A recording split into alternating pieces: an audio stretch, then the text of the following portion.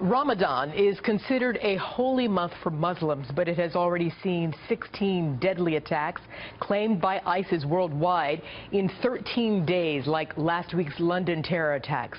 There was also the massive May 26th attack on a bus in Cairo packed with Coptic Christians, which killed 29 people. Then on May 30th, over a dozen people were killed in a bombing at an ice cream shop in Baghdad.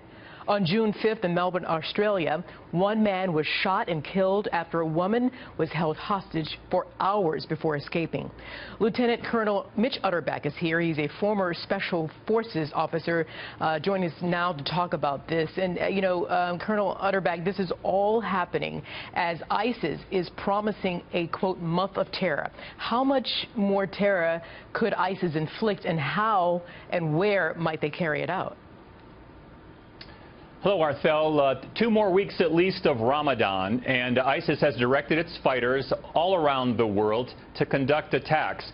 One thing that's not often discussed is Ramadan, even for non-extremists, is a month where extra benefits are accrued in paradise if you pass away during the month of Ramadan.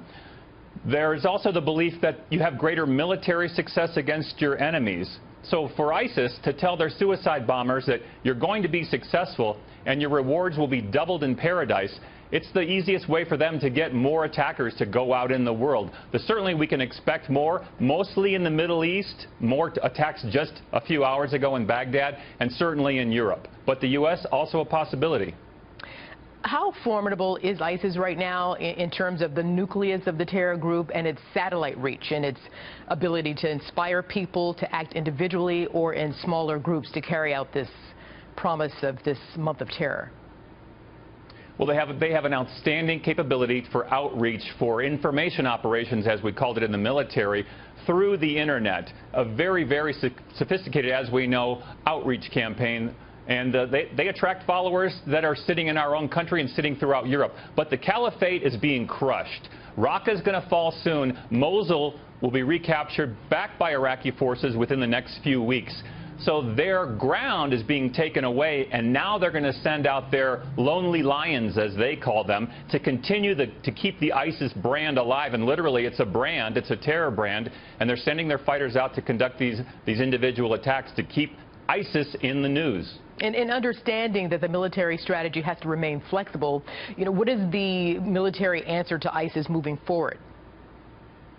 Well, thanks to recent visits by our president to Saudi Arabia with other Gulf states and a re-engagement with our Sunni Arab allies, we can look forward to more Sunni nations contributing troops and taking care of business within their own countries and surrounding countries, although with U.S. equipment, with U.S. advisors. But ISIS are like rats, and that's what the Iraqi guys that I was with in January call them. They're like rats. They have to be exterminated. Those carrying guns now have to be killed, hunted down throughout the world in places like Libya and other places where they're dispersing to. Yeah, and with the foremost military in the world, what do you say to Americans who might ask, why can't the U.S. military intensify efforts to just wipe out ISIS? And you've already touched on how much that answer is tied to those countries that continue to support the terror group.